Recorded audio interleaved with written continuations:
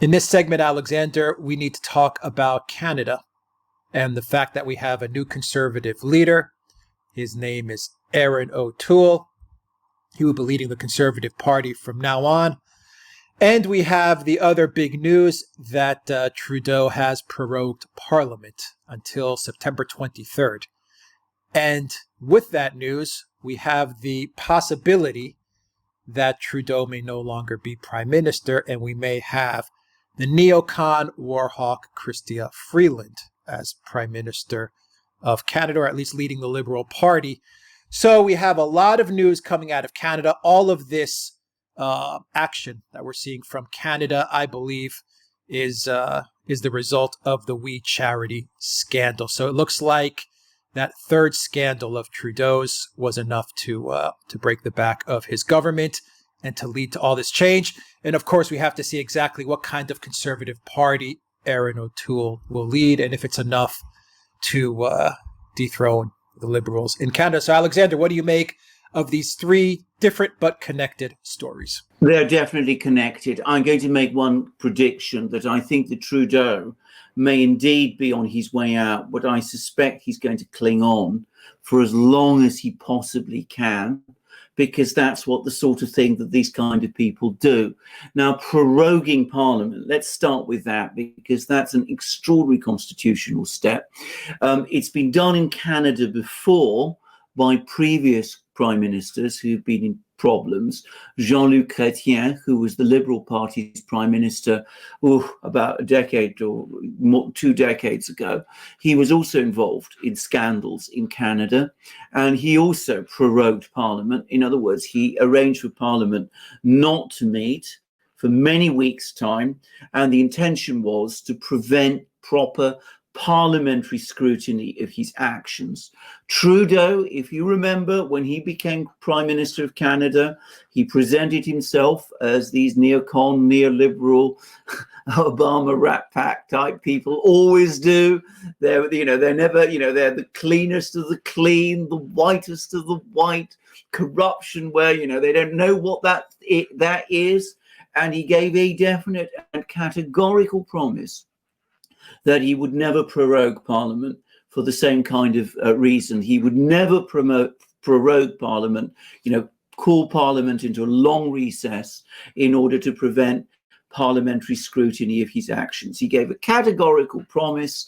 Now he's been caught for the third time in a scandal. This is the third big scandal that we've seen. There was the Aga Khan scandal, which is the first. There was the Lavalin scandal, which is the second. The We Charity scandal is the biggest of the three. It involves the largest sum of money. It involves his own family. So he promised he'd never prorogue Parliament, and of course he's prorogued Parliament. Now, the fact that he's prorogued Parliament in this way is a sign, I think, firstly, of how big this scandal is, how many difficult questions he's facing, how much of a political crisis this is. Hopefully, it's a sign too that opinion in Canada amongst the people of Canada has finally and decisively tilted against him. It's been dismaying to me to see for how long he was being given the benefit of the doubt, but it looks as if a tipping point has been reached. But I also have to say that the fact that he's prorogued Parliament suggests to me that he's not prepared to simply quit and is going to cling on, as these people do, as Tony Blair did, as Obama is trying to cling on in the United States by manipulating the Democratic Party nomination and then the election itself. These people never like to give up power, and I think he's going to cling on for as long as he can. So that's the first thing. The second is the fact that he's now got this person within the Liberal Party, Chrystia Freeland, who is now manoeuvring quite obviously and transparently to take over from him. She's been gaining in strength and importance throughout the period of his premiership. She was formerly foreign minister. She is, as you absolutely rightly say, a rabid neocon. She is somebody who is fully signed up to all the humanitarian, interventionist, regime change agendas that you can think of. She has a very complicated history with her family that were involved with extreme right politics. And I say extreme right, I mean fascist politics in Ukraine, which she tried to conceal. She's an ardent Cold Warrior. She wants, to confrontation with Russia and confrontation with China. She was very, very closely connected again to the Obama system, all of the sort of people who were involved in Obama, and she's growing in strength. Now she's become finance minister of Canada, arguably the second most important post in the government. So she's clearly positioning herself to take over. And I'm sorry to say, I think if Trudeau feels that he's really on the way out, she's probably the person he would want to see take over, because ideologically they are very close. She's more strident and more belligerent than he is, but as I said, there isn't really that much ideological difference between them. And then there's the third aspect, which is this final election in the Conservative Party, the Canadian Conservative Party, Canada's traditional right of centre party. They finally got themselves a new leader after a very prolonged and difficult leadership election battle.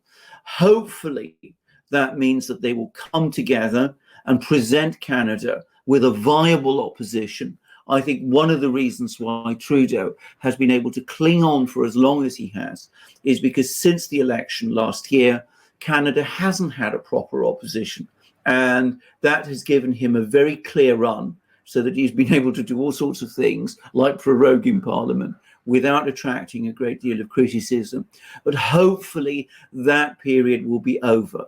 But I have to say that the recent history of the Conservative Party in Canada, rather like some of the top people in the Republican Party in the United States, it suggests that it's become a very establishment, very mainstream party, doesn't deviate very far from the ideological orthodoxies of neoconservatism and neoliberalism, both in the way that they are applied internationally and in terms of the globalist policies that you see in Canada itself. So it may not be quite the compelling opposition that I would like to see. But, let's wait and see. Maybe it will turn out otherwise, and we will have a more convincing opposition than we've had up to now. But overall, I agree with your overall assessment. It is the beginning of the end of Trudeau, when he starts doing radical things like proroguing Parliament in a way that he said he would never do. It's a sign that he feels that power is slipping out of his hands, even though he's going to try and cling to it. And he's now got Freeland positioning herself to take over. And perhaps he's got a convincing opposition party in the Conservative Party that can start to challenge him and the Liberals in a serious way. Yeah, I mean, when I look at Canada and when I read about Canada, Alexander, I think about the fact that they have not found a populist leader, and that's what they seem to be missing at this point. Someone that really does care about Canada, rather than the big corporations or the neoliberal agenda or the neocon war machine. They haven't found that populist type of leader yet. I don't see that coming out of the Conservatives. Obviously, that's not coming out of the Liberals. There are some viable smaller parties which do make a good show in elections, but they haven't gotten to the level of the other two main parties. Saying that, you could describe Trudeau as an Obama neoliberal. You can describe Chrystia Freeland, I think, as like a woke neocon. But as we've seen in many other countries, and more specifically, say the US, the neocons and neoliberals have kind of merged into one faction. We've seen the neocons go to the Democrats. I think we're seeing the Trudeau-Freeland alliance is a perfect example of neoliberal melding with neocon. What does this tell you about the fact that Trudeau is on the way out, but a neocon may actually replace him, about the state of geopolitics now, looking at Canada and perhaps looking at the world? Because with Trudeau gone, you do have one Obama rat pack person left, and that's Merkel. But replacing Trudeau, you have Chrystia Freeland. You kind of see the same in the U.S. Should Biden win, which he won't, but should he win, you kind of have that same dynamic in that Biden is a woke neocon warhawk, and he would kind of, move in there, even though he doesn't know where he is and he's lost all his senses. That's still a good way to describe Biden. So it's really interesting to see in Canada what's happening with the neoliberal Obama guy, the Rat Pack guy, leaving. But here you have the neocon woke warhawk kind of moving in to take his place. I think it's indicative of the split in society and the split in ideology that we're seeing here all over the world. Absolutely. What we're seeing is a distancing of the political class and what somebody so brilliantly referred to as the militant center, the militant globalist center. In other words, the large minority of people who support globalization and all of these things, the way that they are increasingly detaching themselves from the feelings of the great mass of people. Because I'm absolutely sure, by the way, knowing the history of Canada as I do, that if Canada did have what you called a populist alternative, in other words, a strong sovereigntist alternative, one which wanted to break with globalization, one which wanted to run Canada more in like the way it used to be run, in the old days when people like, Lester Pearson and people like that were running Canada, I think there would be massive support for it. I think just as there was with Donald Trump in the United States and people like him in other countries, I think there would be a real resonance with that kind of politics in Canada. But the political system in Canada, like the political system in many other places, has everything locked down. And in Canada, which has always been a place which has prided itself on its stability, its underlying decency, its ability to compromise. Unfortunately, all of those factors have made it much easier for the political elite to lock everything down than is true in the United States, which of course has a revolutionary tradition. It emerged out of a revolution, or say Britain, where it's the former colonial British Empire, where they have that kind of self-confidence. Canada doesn't. I think the Canadian people don't quite have that level of self-confidence to be able to take on the established orthodoxies and the established political class head on in the way that you see Donald Trump do in the United States, or someone like Nigel Farage do in Britain. So that's the difference. Of course, things can change and things may change. And I suspect sooner or later they will change in Canada also. Now, talking about some of the things you said, the idea of the team of Joe Biden and Chrystia Freeland, the idea of Joe Biden as president, teaming up with Chrystia Freeland in Canada as a sort of partnership, makes the blood run cold. I mean, they're both war hawks. They're both obsessed with Ukraine. I mean, it would make a kind of North American, axis of nightmare. That's all I can think of saying. I mean, it's a terrifying prospect. And I don't believe we will come to that because, like you, I think Donald Trump will win the election in November. But my God, if it ever does, that's seriously bad news, not just for the US and for Canada, but for the world in general. So that's the second thing to say. But thirdly, you make a very profound point, because go back a few years, say the point that I always remember is 2014, where you had this great gathering of the powerful people in the West, and they all decide to impose the sanctions on Russia and launch, in effect, the European part of the the confrontation we're going through at the moment. The sort of new Cold War, but the Russian aspect of the Cold War. Every single leader who was involved in that decision is gone, apart from Angela Merkel. She's the last one left. She is absolutely part of that team of leaders that Obama built up around himself. Now, Trudeau, either he wasn't involved in that decision, he is in effect also a part of that team. But if he goes, that style of politics, which Bill Clinton and Tony Blair in some ways created, but which Obama brought to its absolute, pomp, that will have gone. The style will have gone, but perhaps not, unfortunately, the substance, in that we will still have some kind of globalist elite still operating in some countries, like Canada, for example. But it is fascinating to see how these leaders who are associated with these sort of politics and with this kind of style of politics don't last very long, because ultimately people don't like them. They didn't like them in the United States. Donald Trump and what he represents is an emphatic repudiation of Obamaism. We've seen the problems that Trudeau is experiencing in Canada. And of course, even Angela Merkel, who is the one who's clinging on longest, she is due to leave Germany as its leader. She's due to leave as Germany's leader next year. So in the end, this is not a popular politics. It's not a popular political style. And yet, always, it seems to be the one that the establishment tries to impose on us.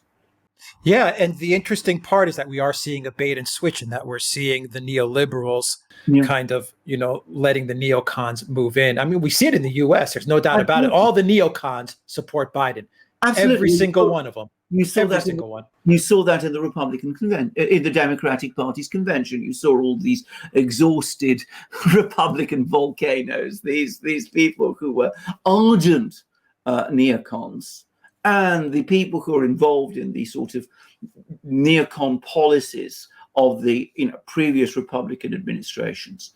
And they are repudiating and rejecting Trump, because, of course, Trump doesn't agree with their ideology, and they're backing Biden, who does. So you're absolutely right. Christopher Freeland is a neocon. Trudeau is a neoliberal humanitarian pseudo-internationalist. In reality, they're one and the same. And when they feel that when things take a particular turn, they're perfectly happy to pass the baton between each other. By the way, it's exactly the same in Britain.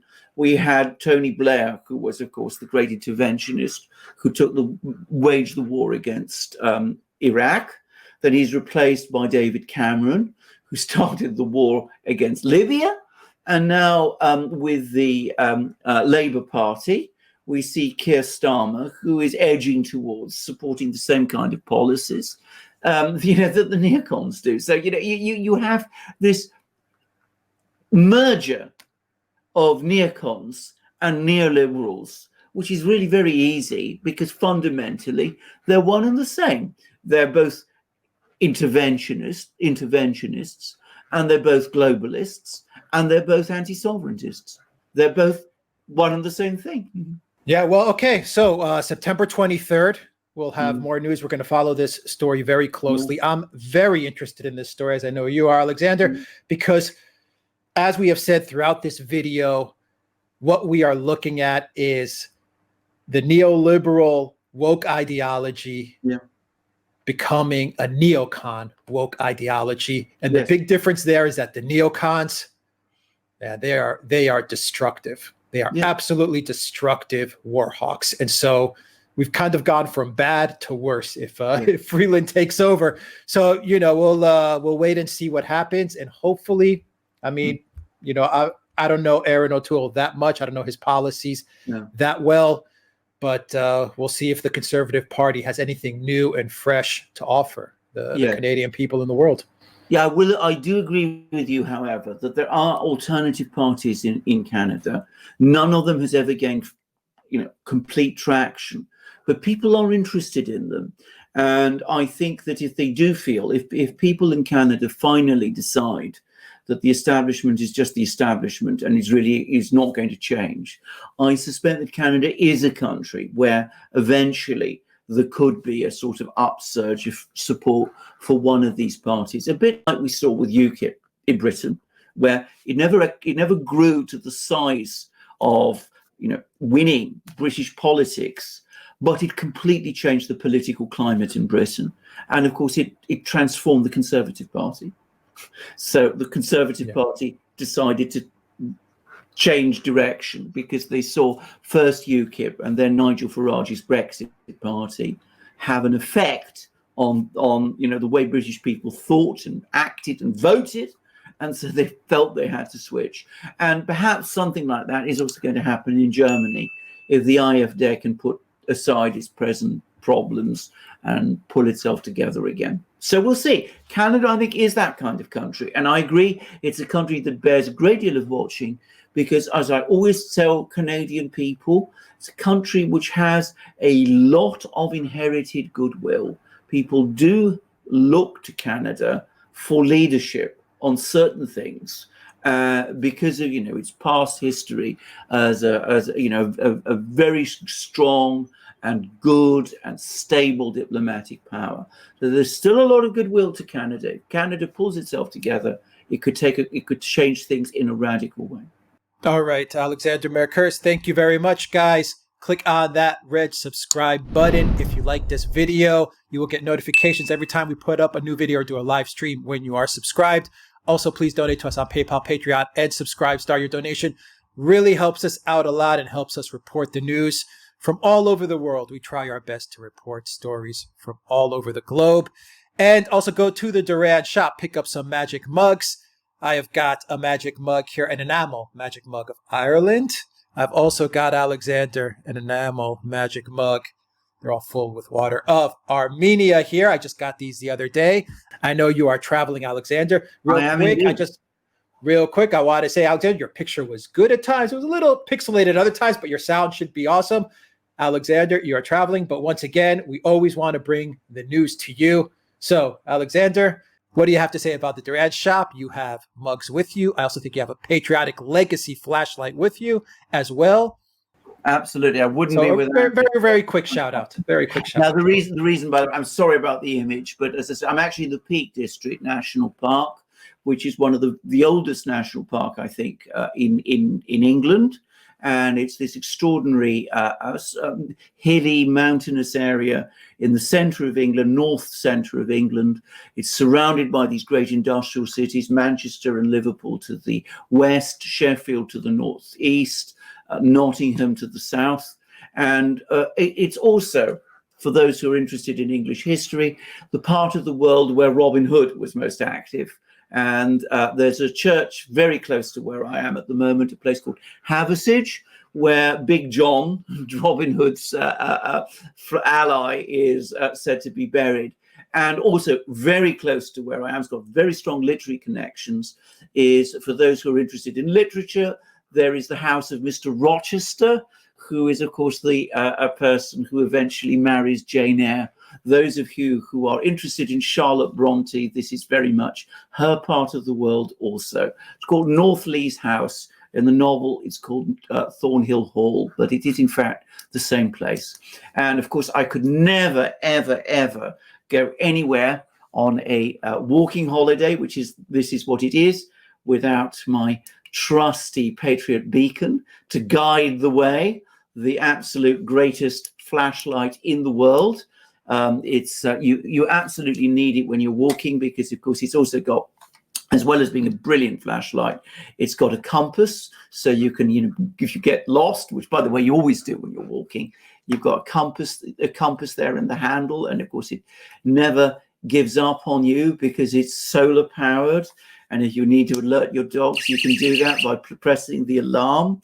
And, of course, if you're iPhone or your smartphone dies on you, well, you can recharge it very easily because you've got a port there. So you've got all these wonderful accessories. And of course, you have to drive there with a car, and it's very dark and the roads are winding. And if you're walking down the road, you sometimes find people in difficulties, and you've got all sorts of useful things. You can break a windscreen and get somebody out that way. And then there's also a seatbelt cutter. It's the Patriot Beacon, made in the United States, best flashlight in the world, ships internationally. There is a competition. I think it is the Patriot Beacon 3 that is now part of that competition. And I may be wrong. Alex will correct me if I am. It comes in purple at the moment, so I understand too. And it's the best flashlight in the world, made in the United States, solid, rugged, and an indispensable tool if you're out walking in the day and night, as I am. But of course, you also need to refresh yourself. You have to have water with you. And that's where your Duran magic mugs come in, the enameled ones. You can take these with you into the fields and the woods and the hills and the streams. And you find that they are the best mugs in the world for that. So Alex there has, I think, Italy. I have England. No, it's not Italy. It's Armenia. Ireland. Yeah. Maybe you don't see the colors. It's Ireland. Yeah. It's not always great, but easy. But this is England, definitely. And of course, it's just right because I am in the absolute heart of England. But, you know, another country which is very favoured. My wife has family in Germany, so we also have a German mug, which we're going to give to them eventually. So it's the perfect place for mugs, the perfect place for Patriot beacons. But of course, you don't need to go on a walking holiday to have these great things, because they're fantastic in any place and in any circumstance. And you can also get these amazing shirts. You'll notice I'm wearing a new shirt also with the flag of Great Britain there, and Alex has got a new embroidered polo shirt. This is a prototype. It's a prototype. It's a prototype. He's coming up with new ideas for the shop all the time. So come to the shop, support the Duran. You'll find all these great things there, an ever expanding gallery of items, each one more fantastic than the other. And you'll support the Duran by coming to the shop, and you'll be the owner of these great things when you come to the shop. And you'll be absolutely tooled up and kitted out for a walking holiday in the forests and the mountains also, if that's what you want to be. So come to the shop, support the Duran, get yourself a Patriot beacon. Alex will quickly tell you how. Yes, the contest is for a purple Patriot beacon, as you said, Alexander. Patriot Beacon 3 flashlight. Use the code Duran20 for a 20% discount at checkout. You'll find a link to the Patriot Legacy's website where you can get that Patriot beacon, and you're automatically entered into the contest. Along with the Patriot beacon, the purple one, which is brand new, it's really slick. You'll probably see a photo of it right now. You also get a Duran magic mug, porcelain magic mug with the USA flag on it. That is also in the contest. That goes to the winner of the contest. And of course, the Duran shop, duranshop.com. You will find a link for that in the description box down below. Alexander Mercouris, thank you very much. Until next time, everybody, take care.